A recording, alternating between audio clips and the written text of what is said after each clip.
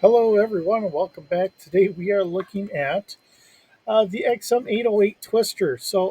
If you've been watching the Lego videos and all that stuff, I just had this as a Lego set, and it kind of just piqued my interest here as an actual vehicle, and it's just one of those things of, um, I think it's just kind of fitting as a prototype style vehicle to fit into a GI Joe theme. Trying to find actual stats and everything else for it.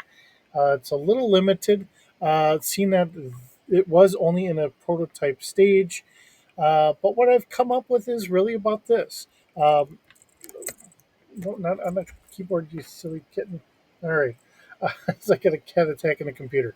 Um, they actually made three prototypes. Now, out of the three prototypes, one was more of just a shell to try things out and everything else. One, as we see here in the two pictures, it was a working three-man prototype uh, trying to get the military interested in it.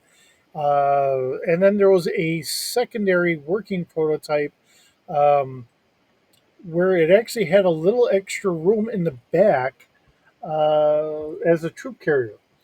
Now, I don't know how many personnel they were actually able to have inside there.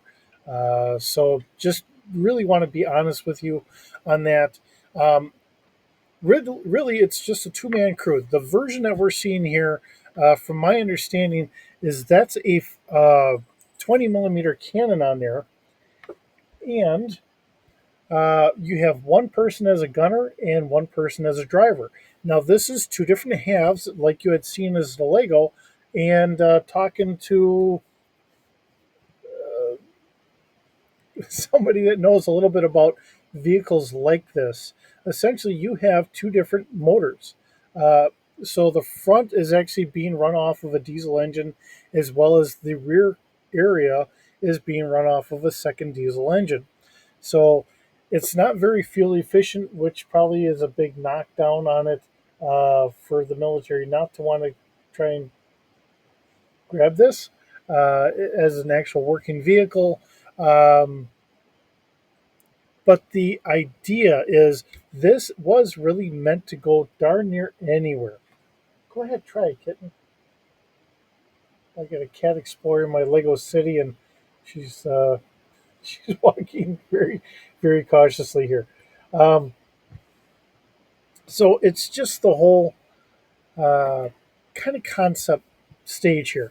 Now, the other version I've heard about this is the crude, the actual transport version. Instead of having a 20 millimeter, it only had a 50 caliber on top, uh, taking a little bit less room for the ammo for the 20 millimeter, which does take quite a bit of room. When I was in the army, I was on a Bradley, and we had a 25 millimeter cannon. Um, was it a Bushman? I think it was like a Bushman or whatever cannon. Uh, Very common for the military. It's seen a lot of different uses in the army, the navy, and all that. So it's a very reliable cannon there. But the actual storage compartments and that they do take up quite a bit of room, and the ammo itself does take up quite a bit of area. So if you're trying to make a transport version, I get the idea as to why they would go to a 50 caliber. It is a little bit lighter on the room that you need for all the extra ammo and that. So I do understand that. So getting into this as a D6 version, uh, I have this as a Walker scale now. Part of the reason is I think it's just going to be a little heavier armored vehicle here. We do have a crew of three. Now, like I said, uh, with with the 20 millimeter version of it, you had a gunner, a driver, and there was recorded a spare seat. Now I'm going to throw an extra two passengers in here, just as if this is a scout car. Maybe we can have three people in there. Maybe it's the vehicle commander, the gunner, the driver, and then two passengers as a scout vehicle. Cargo capacity being about 100 kilograms. Um, Still going to be full coverage, ground altitude, maneuverability. Because this has got that center joint, um, I think it's going to be able to maneuver a little bit better.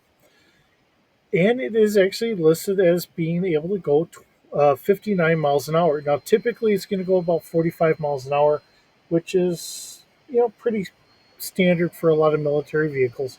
I think our Bradleys did about like 30, 35, so I do want to throw that out there. So being able to go 45 for a scout vehicle is actually fairly fast for a lot of military vehicles. Body strength. Now remember, this is at Walker scale, so this is a 2D, and because it only has the one, and keeping this in line with all the other vehicles that we're doing, I just have it listed as one blaster cannon, Walker scale. Fire control is 2D. We have a range, you know, typical for our blaster like this, and a damage of 5D. Uh, I think that gives us a pretty good estimate for this type of vehicle. Now, this is a shorter video because this is really just kind of taking things off from, you know, what we should be getting into for our 1991 GI Joe. But it's just that interesting of a vehicle. I just felt it's really worth having a little bit of a view at it. So, um, just kind of wanted to go from there.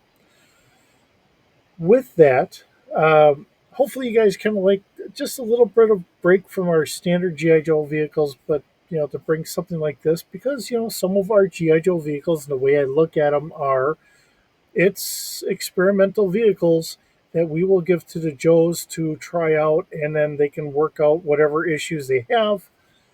With this being an experimental vehicle of that same nature, I think it's fitting to throw it in with a lot of the other GI Joe vehicles. Um, Now, whether it pans out for the rest of the military or not, I would say it didn't in the real world. Maybe it doesn't for the GI Joe world, and maybe they just do a small run and we kind of go from there. But it is fun being able to look at some of these vehicles. So, with that, next week we'll get into our 1991 series. I do have stats for a couple of them all set up, and we'll get going on those. But thank you for joining me today. It is wonderful being able to bring something just a little off, but something that I think would really deserve a kind of GI Joe take on it to bring it into our D6 universe. So, um, thanks for visiting. Hope you're having a wonderful day, and I will see you in the next video.